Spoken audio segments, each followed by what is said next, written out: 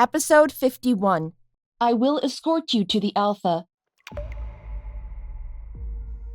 Why do you have scars?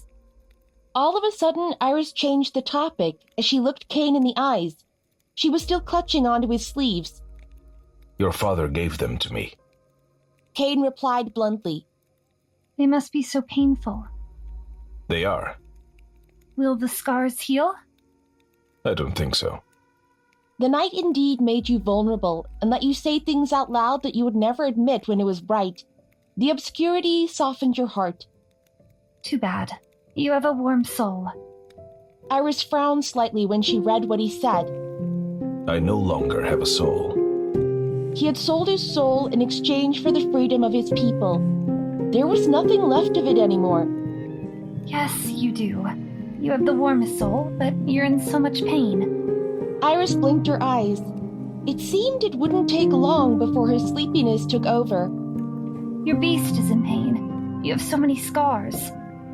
Truthfully speaking, Iris had more scars than Kane, since the only scar that he had was on his face, while the other injuries had healed completely. The only scars that I have are on my face. However, Iris shook her head meekly. I'm not talking about your face. I'm talking about your soul. Too bad. You're in so much pain. What my father and brother had done to you must have been painful. And after that, Iris closed her eyes and fell asleep. The next morning came, and Iris found Hannah beside her. She was trying to wake her up, but in the mildest way possible, which made it hard to tell whether she was trying to shake her body to wake her up, or she was simply caressing her back. You need to wake up, Miss Iris, Hannah said softly. She looked almost apologetic when she spoke. You need to get ready now. Iris was still trying to gather her composure as she looked at Hannah and didn't know what she was talking about. Why did she need to get ready? Did she read it wrongly? But then, as if Hannah understood her puzzlement, she started to explain it to her. Alpha Kane wants you to go with him to see the king and the alphas before they leave. Hannah then picked up a glass of herbs from the table and made her drink the bitter medicine. I know that it must be painful and uncomfortable for you, but you have to toughen up. Hannah wiped her eyes. What choice did they have? She was in tears to see her Missy being hurt again. She was still a little bit feverish right now, but she could go see them off if she exerted some effort. And after that, Hannah explained a few things to Iris to keep her from falling back asleep. She told her that the Alpha allowed her to enter her former bedroom and take one of her pretty dresses for her to wear later.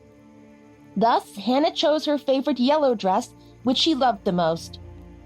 You must miss your dress.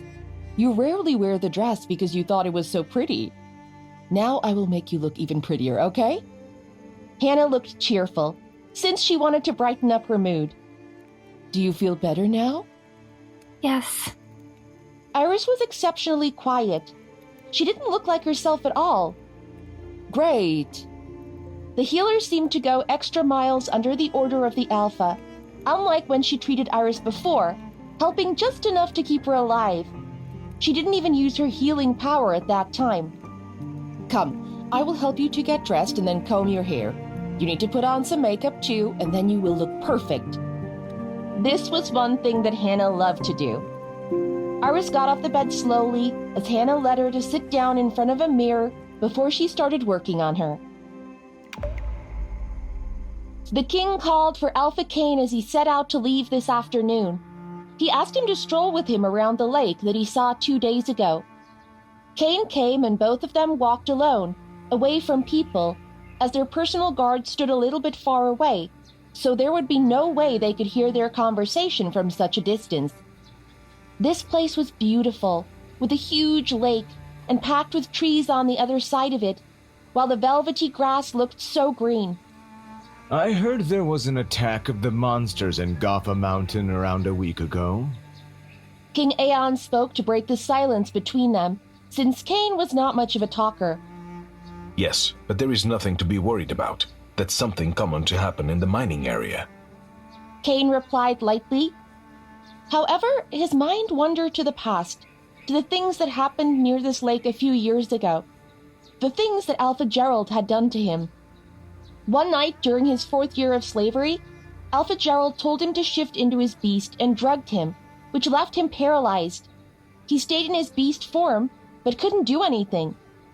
He couldn't attack him because he held Jace, Ami, and Ethan hostage, as he told him that he would cut their throats if he did something that would threaten his life. Alpha Gerald's men had knives pressed to their throats. It only needed a simple mistake on his part, and those people would die. In the end, Alpha Gerald kept drugging him in his beast form and let him stay in this exact lake area for a few days. Cain was not sure what happened, but Jace and Ethan managed to make a deal with the Alpha and made him stop drugging him. When Cain woke up, he was already in the infirmary. Ami was by his side, crying for him. Later, Cain learned that Jace and Ethan agreed to kill someone in order to make Alpha Gerald stop drugging him, because he was going to die if he kept doing that. His beast could be affected as well, as he stayed in his beast form for so long. Alpha Gerald knew how to use people. He would target Cain, since people around him would offer themselves willingly for him to show some mercy on their Alpha. That fact was funny to Alpha Gerald. Also, all the more reason for him to find crueler methods to make the most out of it.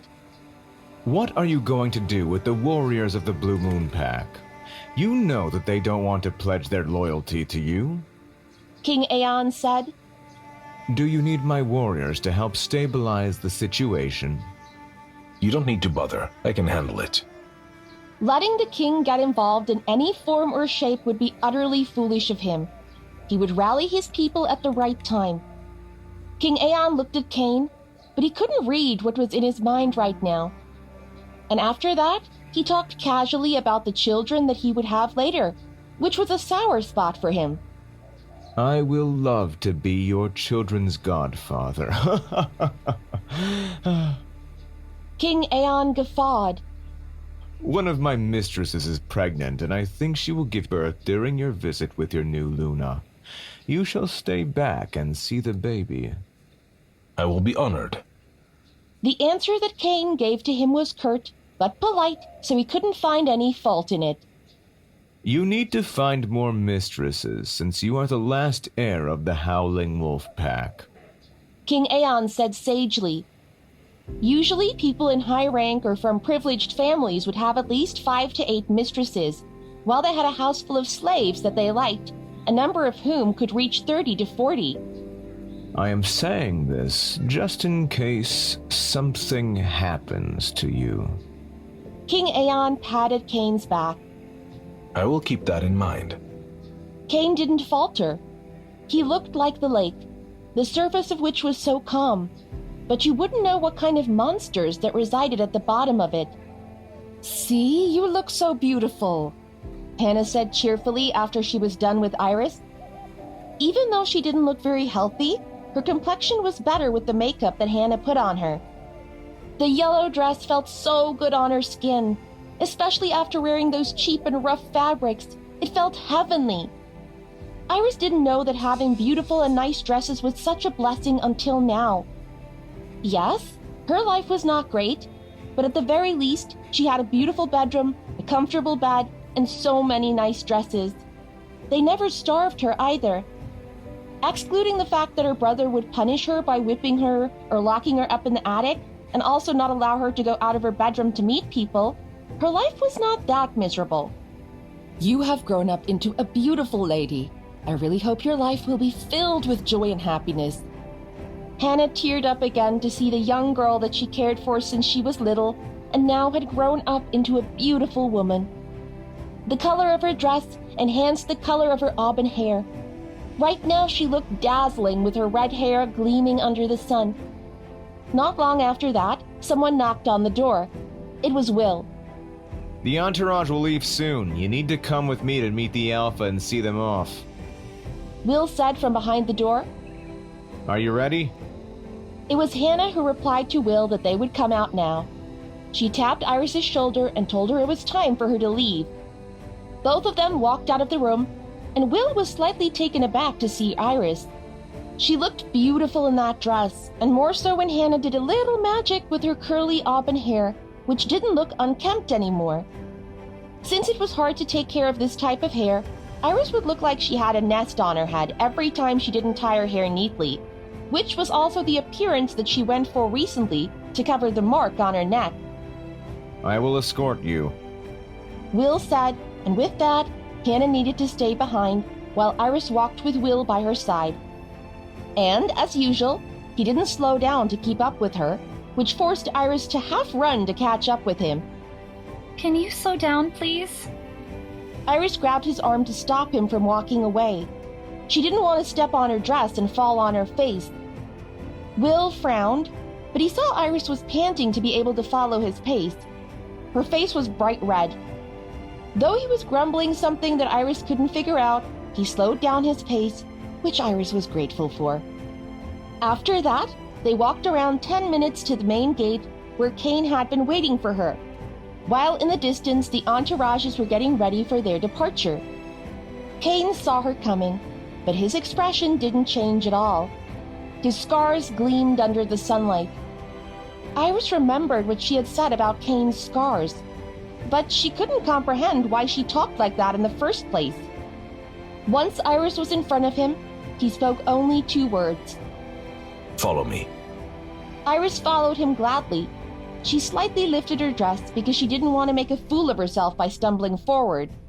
Meanwhile, Kane didn't walk as fast as Will, thus there was no need for Iris to be worried about tripping on her own dress. She walked half a step behind him. Iris!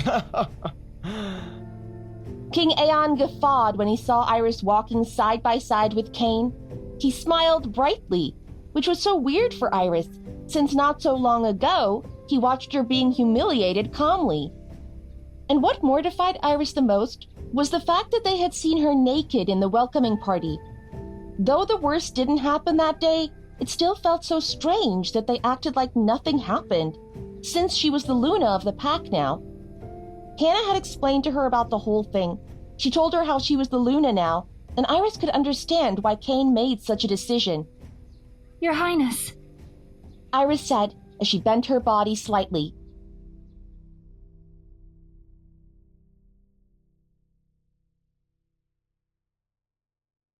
Episode 52. You can stay or leave. Your Highness. Iris said as she bent her body gracefully. At the very least, Iris learned the basic courtesy one needed to offer to the royal family, and knew how to carry herself in front of them. Even though this was the first time for her to put what she learned into practice. The king looked pleased when he saw Iris, while the queen was nonchalant with her greeting. Instead, her eyes wandered to the person behind the alpha, and Iris knew who she was staring at. Adoran. Even though Iris was still unsure what the relationship between the two of them was, and whether the queen knew that she saw their intimate moment together that night in the library, it still made her feel uncomfortable. And while Iris was deep in thought, the king and the alpha continued to talk about something before King Aeon grabbed Iris's hand, which startled her. She lifted her head and looked at him. We will meet again in 4 months. King Aeon said with a bright smile, which didn't reach his eyes. Since Iris couldn't hear voices, when she talked with someone, their eyes spoke volumes, conveying more than they were letting out. Yes, my king. Iris nodded politely. She felt a little dizzy, and her breathing became irregular under the scorching sunlight, especially since she was wearing this heavy dress. There were a few layers to this dress, which made her feel suffocated.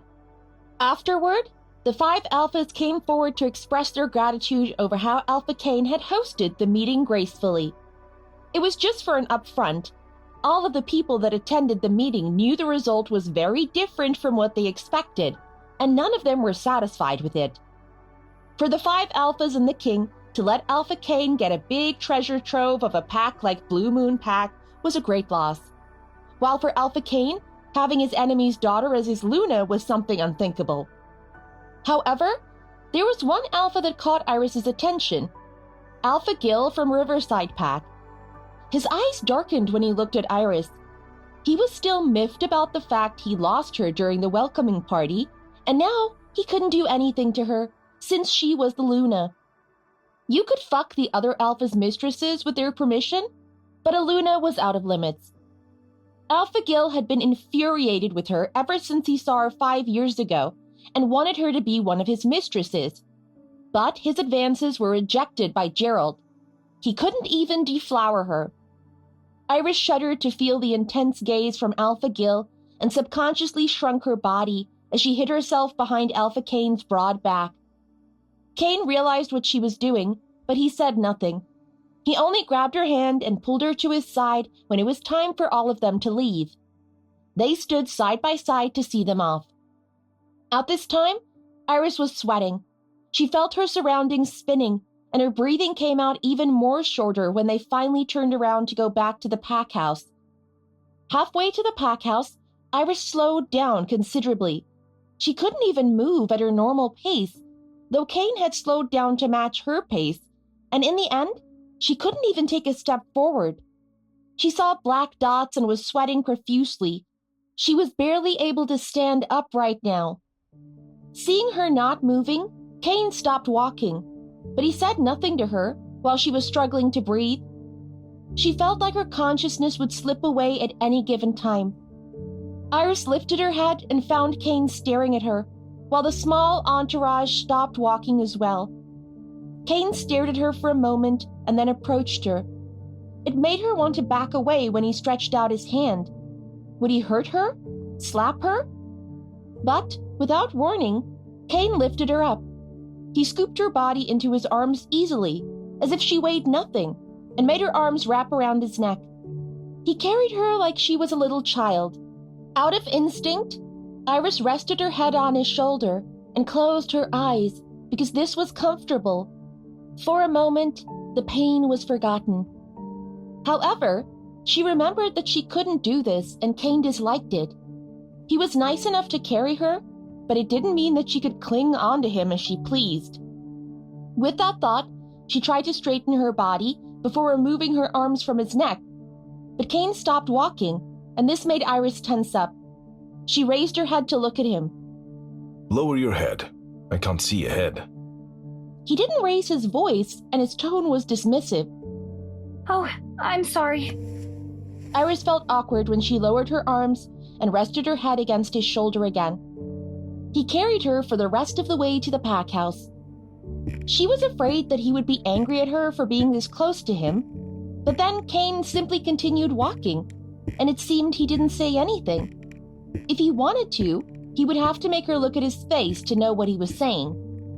On the other hand, Will and Adoran were floored. They had never seen the Alpha carry someone like that before, unless it was Leanne or Venna when she was little, the daughter of the former Beta in his father's reign, or his twin siblings. And for as long as they could remember, the Alpha didn't like physical contact. Let alone carrying someone, he didn't even like to be touched or being so close, especially after the slavery. After what happened, it was understandable. However, there was something that they failed to notice. It was Arya, who was staring at them from the second floor. She watched how Kane carried Iris in his arms and couldn't help but feel bitter about it. Arya gritted her teeth and turned around because she didn't want to see any more of this. That was not the man that she knew. That was not the Alpha that she followed blindly. Her heart ached as if someone whipped her. But this time there was no blood that spilled, and even though Kane didn't punish her or anything after that night, he didn't talk to her either. Yet all of that only happened last night, and there were a lot of things that Kane had to handle, since his plan had been forcefully changed. Kane put Iris down on the bed, while Hannah and Ami were there as well. The latter helped by brewing her the medicine, because it had to be ingested while it was still warm, and the former proceeded to help her to drink it, which made her drowsy and finally fell asleep. It will be much better for her since she needed her rest. Call Arya to see me. Kane said before he walked out of the room. The old lady nodded and left, leaving Hannah and Iris alone inside the room. At this moment, people started talking about how the Alpha had taken Alpha Gerald's daughter as their Luna. Ami had tried to make them understand. So did Ethan and Jace, Thankfully, the warriors of the Howling Wolf pack were not that much of gossipers, so they could understand the decision logically, but they were not happy about it. Meanwhile, the servants and people in town had their own opinions. Some of them condemned the Alpha for his decision.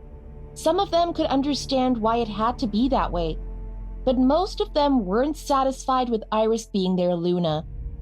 Every time Iris's name was mentioned, they couldn't help but remember what her father had done to them. Those memories were not something that one could wash away overnight. The wounds were still fresh. Not long after that, Arya came to the room. She could smell Iris's scent so strongly on Cain as he carried her in his arms earlier, which aggravated her even more. She was seething in anger at that knowledge, but she didn't let it appear on her face when she walked toward Cain, who was sitting in his chair. "You called for me, my Alpha?" Arya said brightly. She looked like her usual bubbly self when she saw Cain and approached him with light steps. Cain stood up, staring at the backyard when Arya entered the room. Her cheerfulness didn't affect him at all, yet he didn't look like he was angry either. He was just impassive. I want to talk about what happened last night, Arya. Cain said. He didn't beat around the bush, because that was not the way he talked. At the mention of it, Arya's smile fell.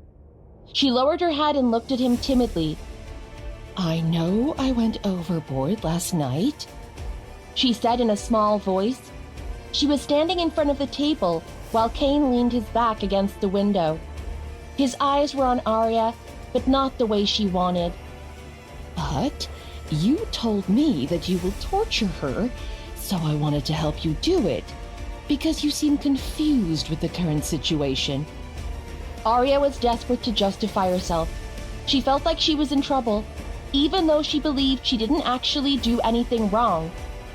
Confused? Cain narrowed his eyes. "You marked her," Arya replied. She raised her head and met Cain's eyes. This time she didn't back down. She wanted him to know how hurt she was about it. "You raised her rank to be the Luna, to be the woman by your side. Have you forgotten who she is?" Cain was silent for a while before he answered. I did not. He didn't look like he would explain himself, but if Arya could take a step back and stop worrying about herself and genuinely cared about what he felt, she would have realized that this decision was not easy for him either. It was also a humiliation for Cain when he had to rescind Iris's status as a slave and let her replace Lyanna's position.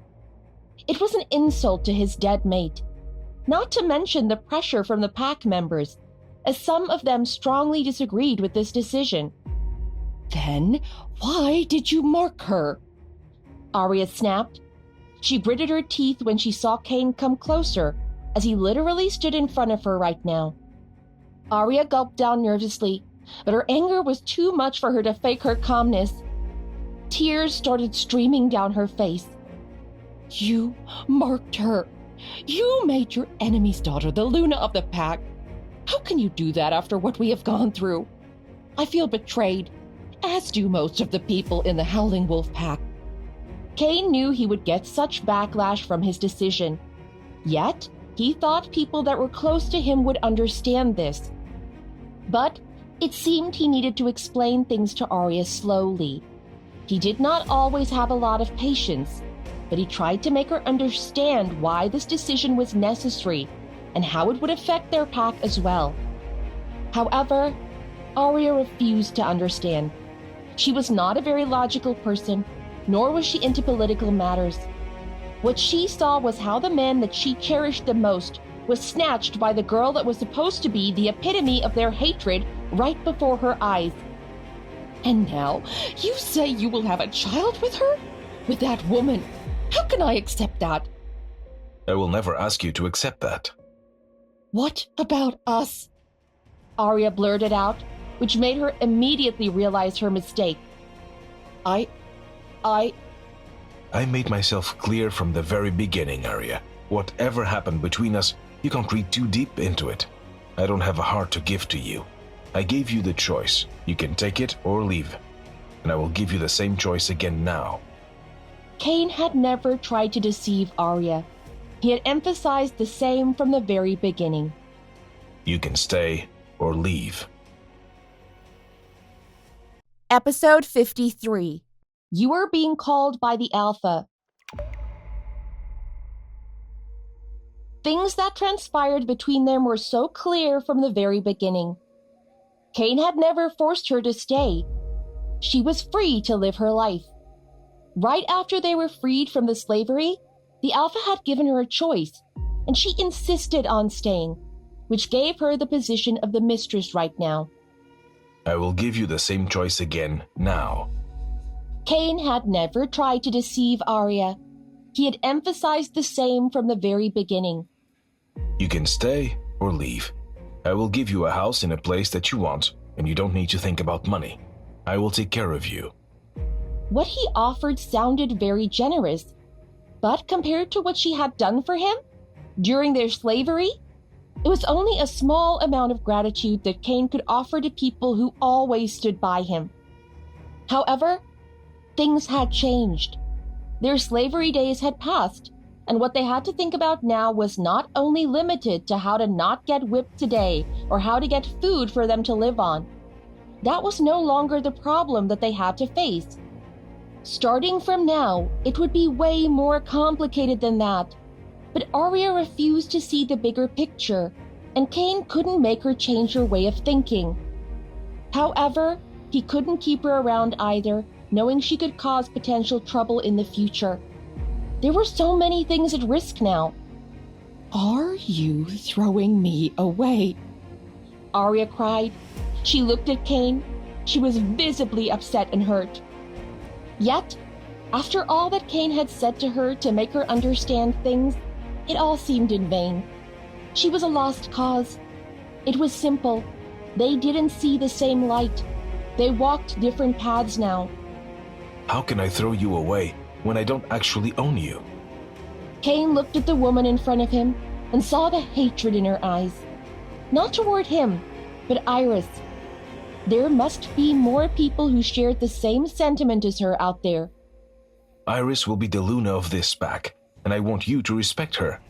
You don't need to interact with her if you don't want to, but I want you to understand that she is no longer a slave, so I don't want you to pull the same trick again. Actually, Arya had overstepped the boundaries, and she should be punished for what she had done. But Cain was not going to do that. However, she would only cause even more trouble in the future if he didn't make things clear to her. On the other hand, Arya felt a huge lump in her throat when she heard that. You chose your enemy's daughter over your people. No amount of explanation could change the way Arya was thinking about it. You chose her over me. And after saying that, Arya turned around. She didn't want to see him for a while. Her steps were so heavy. Her heart ached so badly. But before she walked out of the bedroom, she turned around and faced Cain once again. Do you really think a devil like Alpha Gerald will create innocent children? Can't you see how Mason is? Has it never crossed your mind that you are being lied to by her? That she is pretending to be nice to you? Being a runt and looking weak will not stop you from being a wicked person. Arya waited for Cain to respond to that, but he just stayed there, staring at her as usual, which meant he wouldn't give her what she wanted and would remain silent. However, Cain listened to what she said. Of course it crossed his mind that her innocent face and her timid act were all just an upfront, but he didn't have proof either way. The black beast fought off 7 other beasts that came his way, and within a few minutes all of them had backed off. Some of them laid on the ground, shifted into their human form, while the rest of them whimpered and avoided the beast. The training was over just like that, and the victorious beast shifted into the Alpha. You really need to coordinate better, Cain said, rubbing the dirt off his face. Today, he personally inspected how the training went, and he was a little bit disappointed that the new warriors didn't meet his expectations. Ethan approached the Alpha and flashed him his goofy smile. You are very harsh on them. Hearing that, Cain gave him a side-eyed look. That's why they are very weak. You only know how to spoil them. There is no way I can spoil them.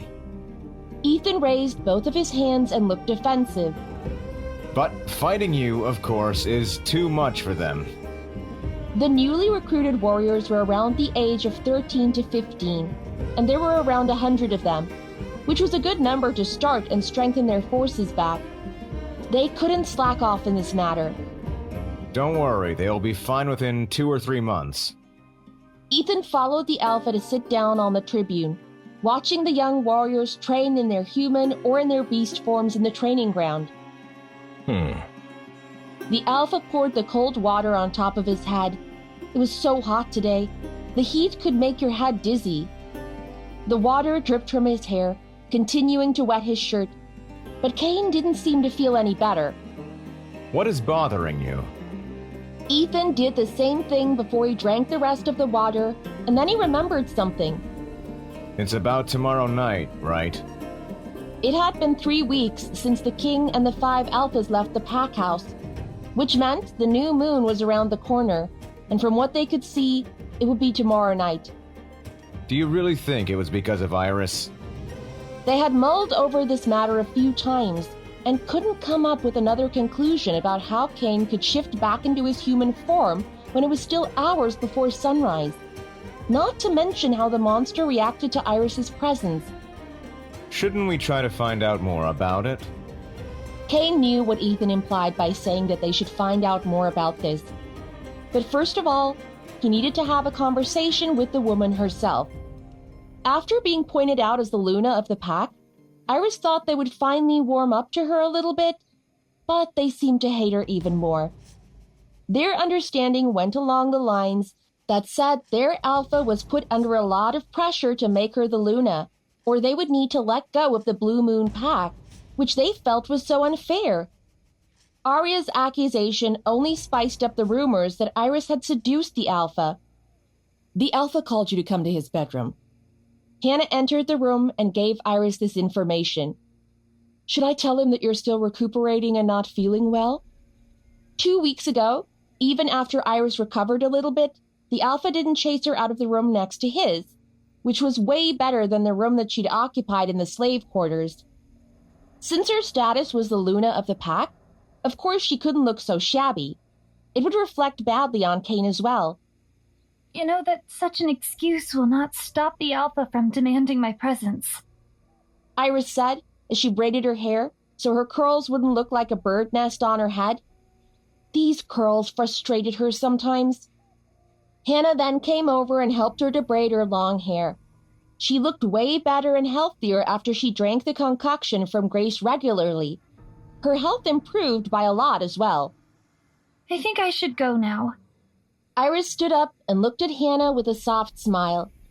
At least, with the condition that the king gave him, we know that he will not kill me. Hannah was not particularly happy to hear that, but she knew it was true. The Alpha will not kill Iris because of that, because now she was the Luna. Iris hugged her and kissed her on the cheeks. I will return soon. It would be the first time they met in 2 weeks, because during those 2 weeks, Cain didn't call her while she didn't make any attempts to talk to him either, since she thought he would call her if he needed her, just like right now. However, during that time, she didn't go to the mines either. Ami told her that she didn't need to do that anymore because she was the Luna, and it would not be good if rumors circled around about how harshly they treated the Luna in the Howling Wolf pack. In the end, they just wanted to save their Alpha's name. It was not out of consideration for her. When Iris entered the bedroom, there was someone else there, and it was Stone and his daughter, Anya, who saw her and immediately ran toward her with her gummy smile. "Iris!" She literally screamed as she ran toward Iris with both of her arms wide open, asking for her to hug her. Out of instinct, Iris caught her little body and carried the girl in her arms, while her scream interrupted whatever the Alpha and Stone were discussing, as both of their attention was now on Iris and Anya, who looked so happy to see each other again. Anya. Stone's voice was strict. Get down. Anya flinched, but she hugged Iris's neck even tighter as she shook her head. No! She was only 5 years old, thus she could not yet understand the concept of mannerisms in front of the alpha. Stone must have been left with no other choice but to bring his daughter along, as he had no one to look after her. Anya. Stone tried again, but his daughter turned her head away and buried her face in the crook of Iris's shoulder. It's okay. I will be with her while you're talking to the Alpha. Iris offered a solution, and at the mention of the Alpha, Stone looked conflicted. He swiftly controlled his emotions. He didn't like his daughter getting closer to Iris, but he couldn't disrespect the Alpha. Continue with your report, Stone. Kane spoke. He didn't like to waste his time, and the slave trainer knew about that. Yes, Alpha. Stone lowered his head and continued with his report about the slave warriors. It was what they called the warriors from the Blue Moon Pack, who refused to back down and pledge their loyalty to the new Alpha. They were working in the mines now, but it was not productive at all, because there would always be a fight every now and then.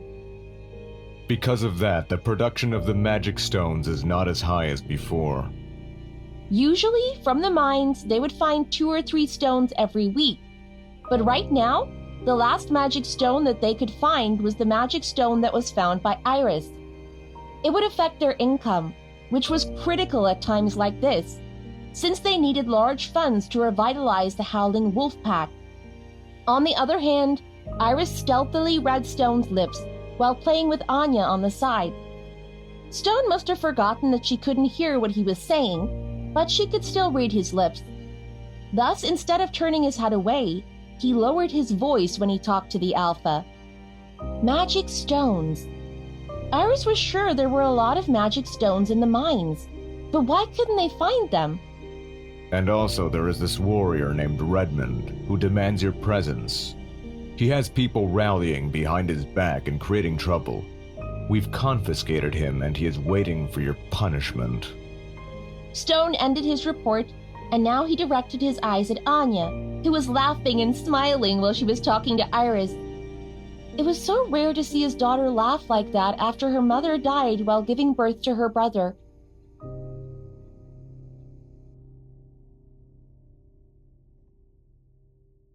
Episode 54. How can you have an affair with the Queen? Anya's mother, while trying to give birth to their second child, along with the baby, thus it was only Stone and Anya right now. It was so hard to live as a single father, especially when this was not their former pack. Most of the members of the Howling Wolf pack had returned to their land, since this place brought back a lot of bad memories. Only a few had stayed here, while most of them were warriors who stayed behind to stabilize the situation, as there were still many warriors from the Blue Moon pack who caused trouble every now and then. However, to see Anya smiling and even laughing like that was so rare. After the death of her mother, she became very quiet and always played alone. She didn't even interact with the children her age. All of Stone and his wife's family had died during the slavery. Thus they only had each other, which made him have complicated feelings to see how his little girl was so comfortable with the daughter of their tyrant. He helped Iris that night because he didn't want to owe her anything since she had helped Anya during the monster attack. Whatever Iris's intention at that time was, Anya could have died by now if she was left alone. But it didn't mean he had softened his heart toward the girl. I will see Redmond by myself, 3 days from now. Kane said. Regarding the magic stones, we will find a solution for that. His eyes fell on Iris, who was having a good time with Anya. He didn't know what they were talking about, but Iris made it look so easy to make the little girl laugh. You can leave. Stone lowered his head and resigned himself. He approached Iris. His face didn't show how disturbed he was by the sight before him, but at the very least, he was not as snappy as before when he asked for Anya. See you again, Anya said cheerfully as she hugged her father's neck, and both of them walked out of the bedroom. Iris smiled and waved back at her until the door slammed shut behind them and she had to face Kane again. All of the anxiety that she pushed to the back of her mind hit her hard because she didn't know what Kane wanted by calling her here tonight. Slowly, she walked closer to approach the Alpha, but he seemed to be in the middle of writing something. Thus she stood there silently, without making any noise. Instead, she stared at the dark sky through the window behind the chair Kane sat on. After around 5 minutes, Kane put down the quill and fixed his attention on Iris. Sit. Iris complied with that curt order and sat down in front of Kane. She fiddled with her fingers, but she kept her head up so she could read his lips. She didn't want to upset him by missing the question. I want to know what exactly happened that night. Kane cut straight to the point, and when he mentioned that night, Iris immediately knew that it was the night he turned into a lycan, the cursed shifter. Actually, Iris had told him everything and didn't leave anything in her explanation. But since Kane asked her to say it again, she didn't have any other option but to comply with his order. Iris started to explain what happened about the night of the welcoming party, how she had fallen asleep and then woke up to eat, then going to the kitchen to put down the empty plates, and how she heard the howling in the distance, meeting him, and then passing out when he bit her. She recited everything once again and didn't miss anything. After Iris said all of that, she remained silent, waiting to read what he wanted to say, as he was in deep thought right now. Tomorrow is the new moon. Kane said, and Iris knew that was the time when he would turn into a lycan. Time passed so fast. It had been a month since she got his mark. I want you to be there in the hut again with me. Iris didn't believe what he had said. She thought she read his lips wrongly. Pardon me? I want you to stay in the hut with me tomorrow night. Kane repeated what he said calmly, as if he didn't ask Iris to sacrifice her life, putting herself in danger by being with a lycan that lost all its rationale. But Iris gulped so hard. are you planning to kill me? That was the only thing that she could think of right now, because she almost died the last time she went there. It was a miracle that she could survive that night, considering how brutal he was when he marked her. Kane furrowed his brows when he heard the question. No. But I will be chained. you broke the chains last time. Iris stated in a matter-of-fact tone. They will be doubled now.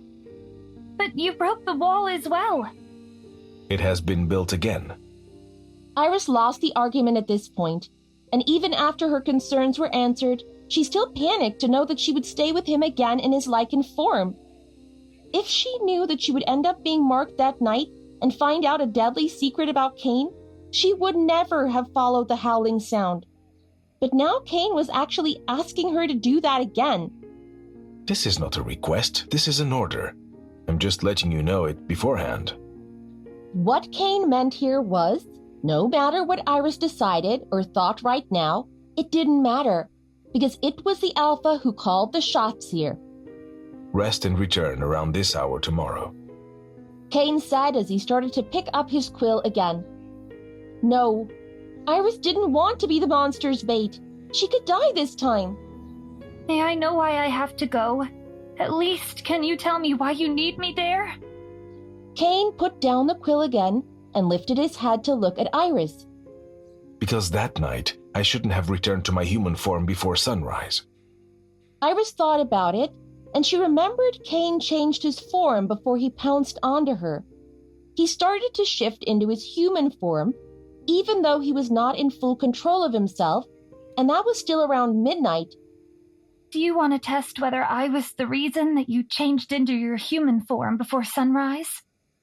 Iris immediately caught onto it, and Kane didn't need to answer that for her to know that she was right.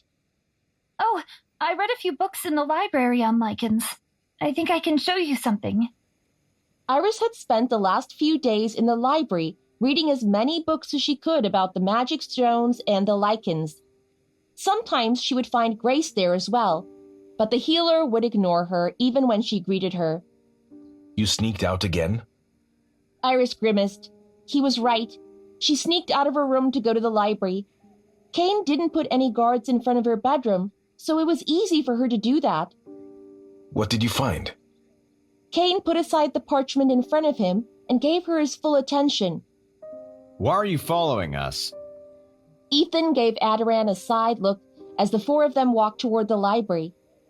Iris wanted to tell Kane about the books that she read, which consisted of information about the lycans, but she wanted to let him read it himself, so he wouldn't miss any important points. But when they set out to go, Ethan came to give the Alpha a report and ended up coming with them. As for Adoran, he met them halfway to the library with the same intentions as Ethan. Thus, he came along as well. Why not? The Alpha didn't say anything. Adoran shrugged his shoulders, and their bickering continued until they reached the library. Fortunately, Iris couldn't hear their foolish banter. Once they entered the library, Iris went to fetch the few books that contained information on lycans, while the three of them sat down on the seats around the huge table in the middle of the library. Iris grimaced when she saw the table, because it was the same table where Adoran had sex with the Queen. She shook her head and immediately disappeared behind the bookshelves. Tell me what you want to say.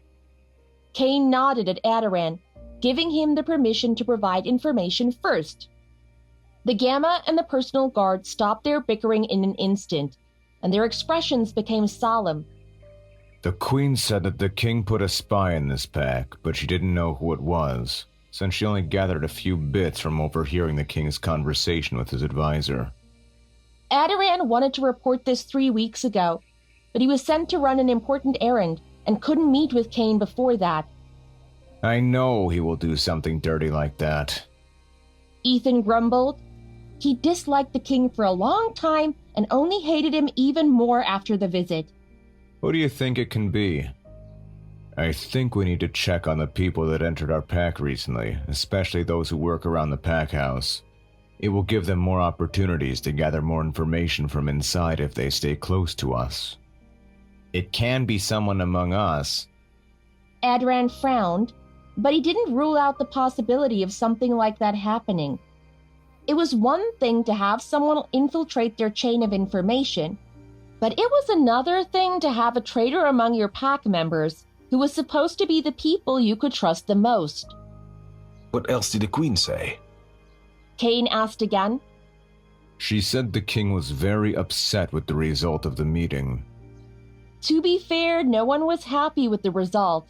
Not even Kane was truly satisfied with it.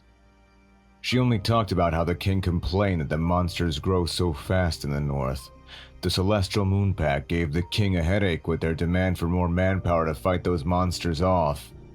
Alpha Derek asked the King to lower the tax on their land because their pack was almost destroyed from the last wave of attack. The northern area was the place where the population of monsters grew rapidly, while the Celestial Moon Pack was the only pack that defended the kingdom.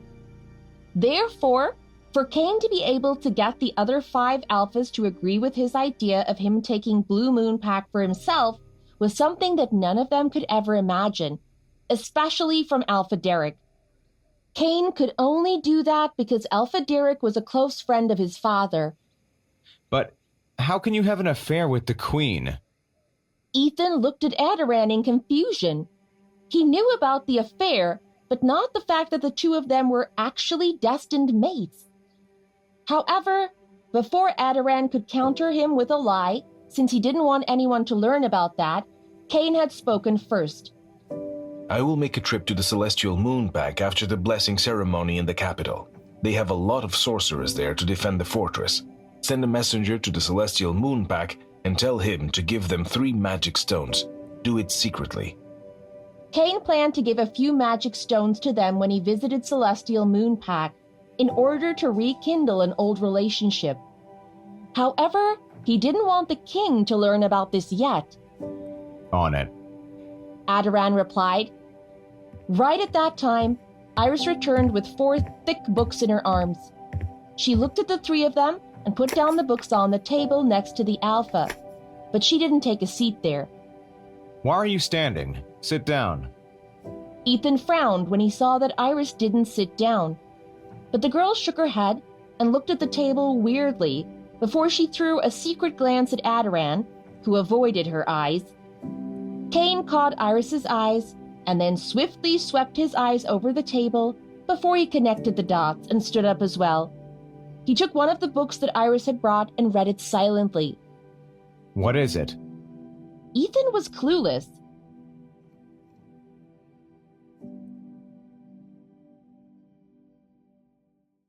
Episode 55. Who slapped you? What is it? Ethan was completely clueless. The Gamma was not sure, but the Alpha and Iris seemed to be avoiding the table, while Adaran seemed to have a sudden interest in the bookshelves around them, despite being illiterate. What books did you bring here? Ethan stretched out his hand and took one of the books. As he read it, his expression darkened. He lifted his head and then looked at Iris, who was perusing other books, and then back at Adaran. Why don't you go and check the warrior's dormitory? Ethan asked. Why should I go to the warrior's dormitory? Adaran didn't get it. There was nothing to look at in that place. If anything, that place was the least concerning place in this whole pack house. Go, Ethan said, this time more firmly, until Adaran got what he meant. He wasn't asking him to go really check on that place. He just wanted him to go from this library. From the looks of it, the Gamma found something in the book which upset him greatly. Okay. Adaran knew when to yield. Ethan was an easygoing person, but something got broken inside of him during their slavery days, and once he was out of control, even the Alpha would have a hard time taming him. Once Adaran walked out of the library and closed the door behind him, Ethan immediately stood up and approached Iris. The personal guard didn't know about the curse on their Alpha. What do you mean by this? His voice was slightly hoarse, but his eyes were sharp and they were staring straight at her, which made her flinch and instinctively take a step back. Did you look for information about the Alpha's condition? I just want to help. Iris didn't know why the Gamma looked so mad. How can you help him? Ethan hissed viciously, and even though Iris couldn't comprehend his tone, she could see the hatred oozing out of his being. Do you really think reading these books can help with his condition? Ethan was reminded once again why the Alpha chose that path to free their people, and it was all because of the father of the girl before his eyes. Now his anger was hard to curb. But there is a way to help him. Iris replied in a small voice. She hugged the book in her hands, but she didn't dare to lower her head. If she did, she would miss what he was saying. However, it was Cain who spoke first. Seraphim? Cain finished reading the lycan part and closed the book as he fixed his attention on Iris.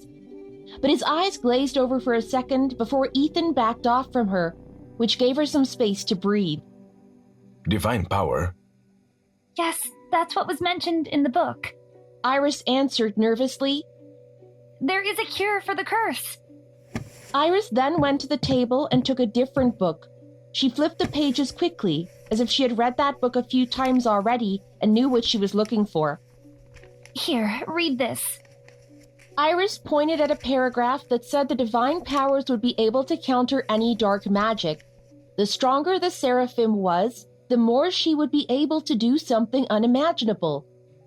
There were a few more descriptions about what a Seraphim was capable of doing, but that was not so important for them right now to read. I think a Seraphim can do it.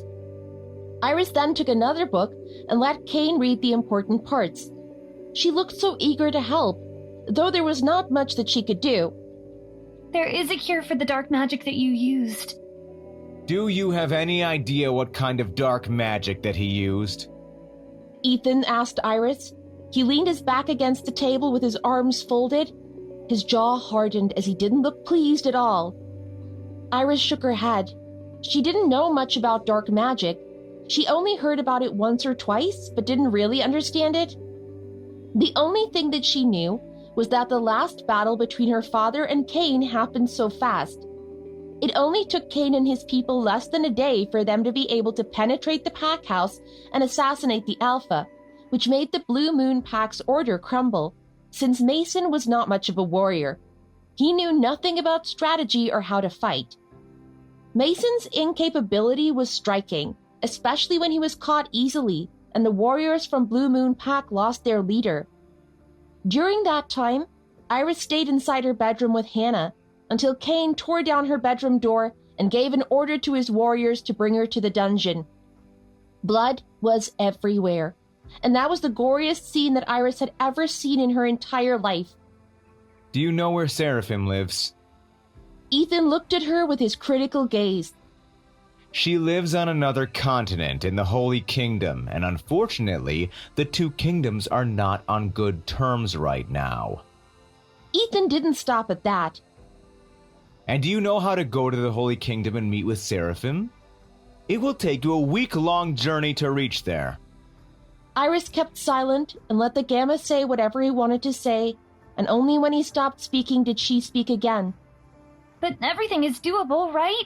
Iris was right, but that was not the point of this whole conversation. If you really want to cure his curse, you need to try it, no matter how small a chance it is. Ethan squinted his eyes dangerously at Iris, which made her move closer to Cain out of instinct. It was weird for her to think that Cain was her safe place, but she did it out of instinct. Maybe your father didn't need to attack our pack and enslave us. Ethan said that through his gritted teeth, but then he turned his head and started seething at the closed door. Iris couldn't say anything to refute that fact.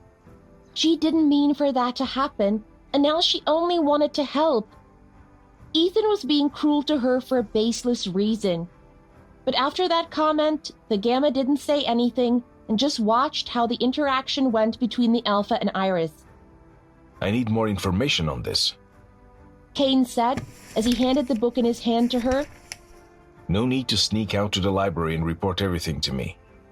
Reading that, Iris looked more cheerful. She nodded vigorously because she was thrilled that she would be able to help him, and he seemed to have warmed up a little bit to her. But the Gamma only gave her a side-eyed look.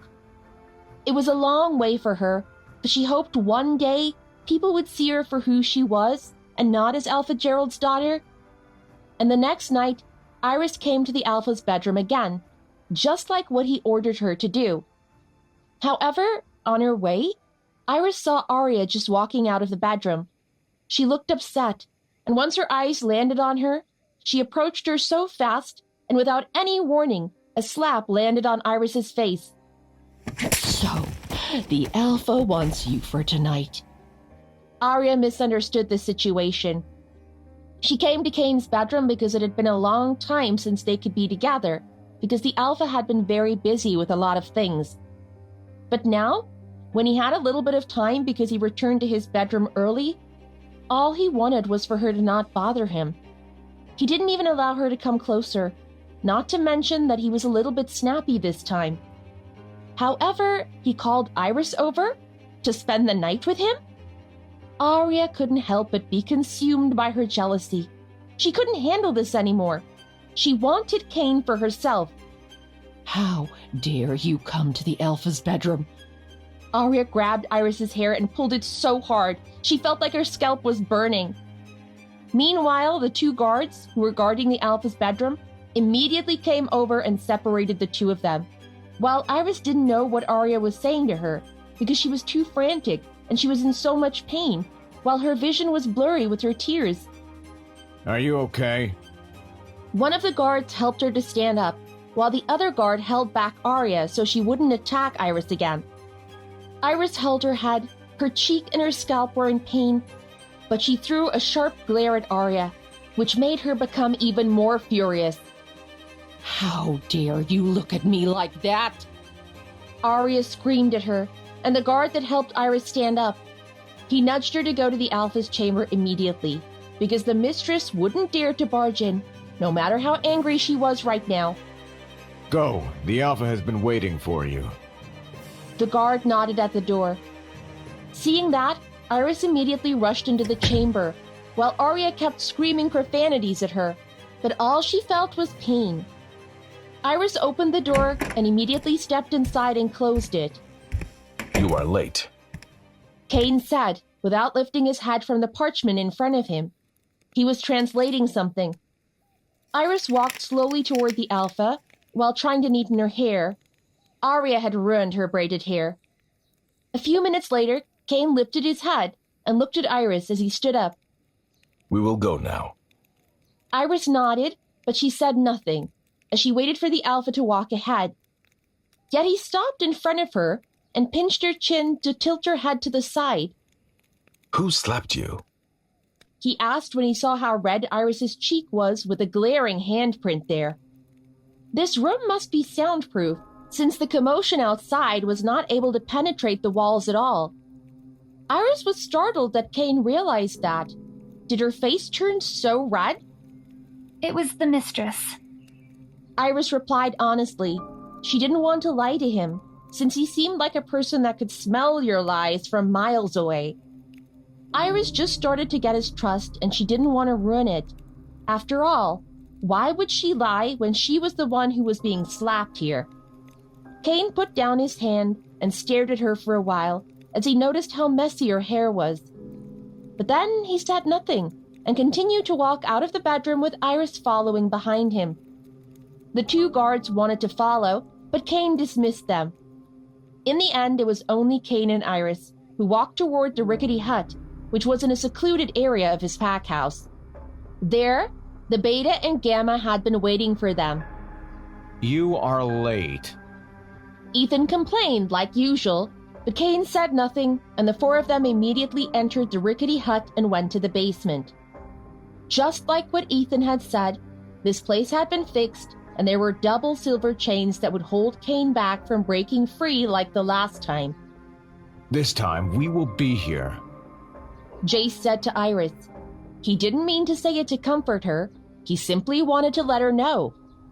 Thank you. Iris muttered, and Jace just glanced at her, while Ethan was about to help Cain fix the chains to bind him. However, the Alpha called Iris over. Let her do it. Iris blinked her eyes and looked at him, but she knew she didn't read it wrongly. Thus, without any other choice, Iris proceeded to put the silver chains on Cain. Seeing that, Ethan tapped her shoulder to get her attention so he could ask her.